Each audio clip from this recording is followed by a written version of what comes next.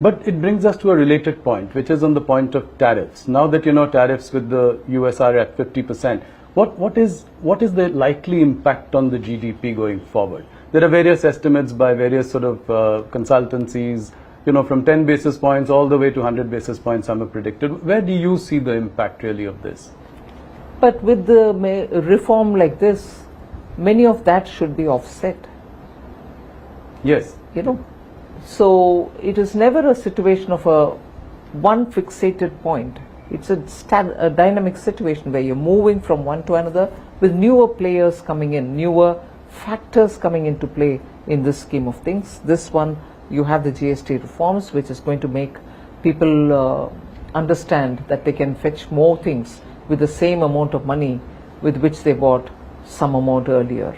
So it is very clear that industries have been speaking about the tariff and its impact.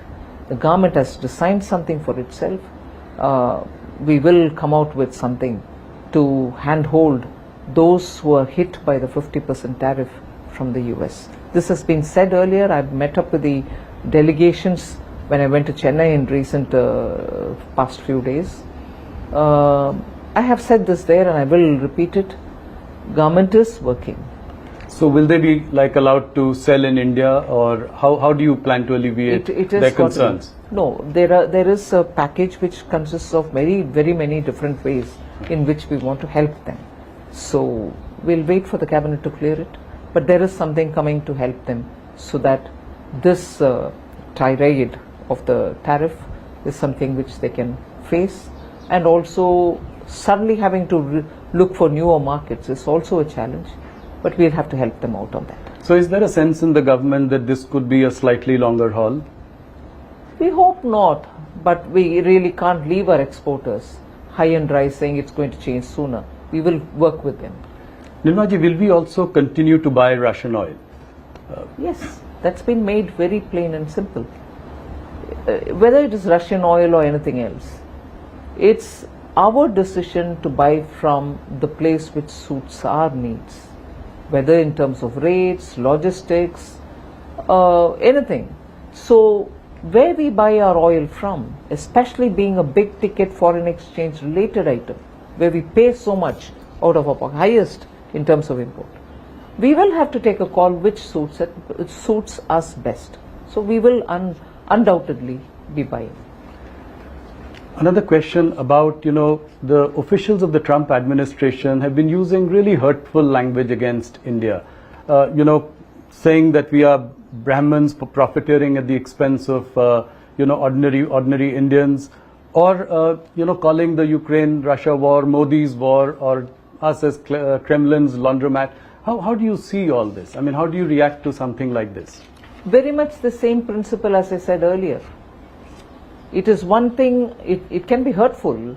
It is one thing for a foreign government, head of state or an official or anybody to say all that.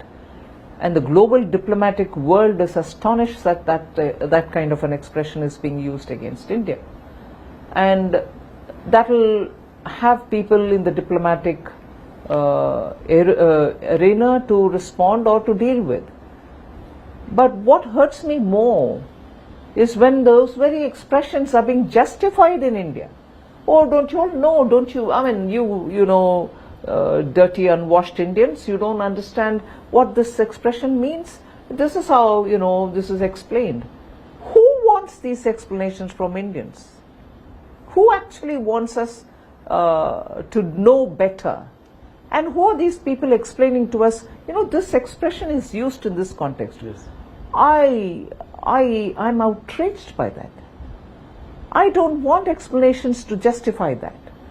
Whether I'm going to have to deal with them, stand up and challenge them or retort is a different story. Right. But Indians quoting those words and telling us, oh, you dirty Indians, you don't know this colonial justification of the language that is being used against Indians, against such countries which have come out of its colony and from its empire and stood up to build its own country with its own self-confidence.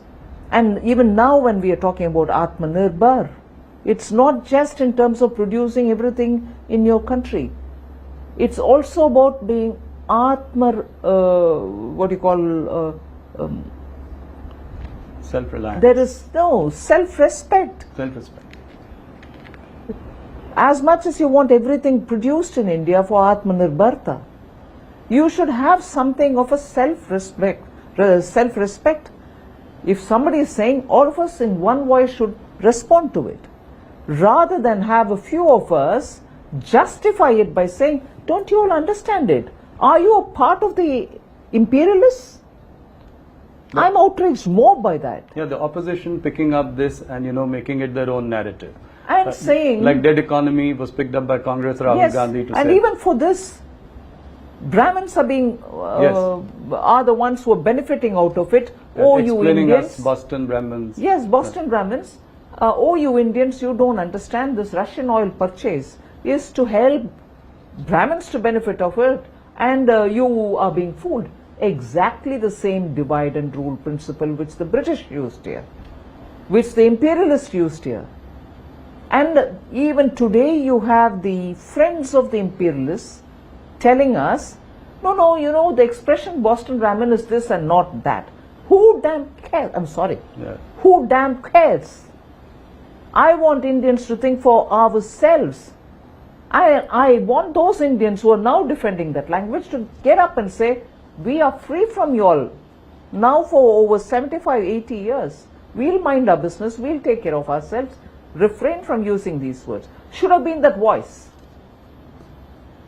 That not being the voice, and upar se to teach us saying, don't you know the meaning of this expression?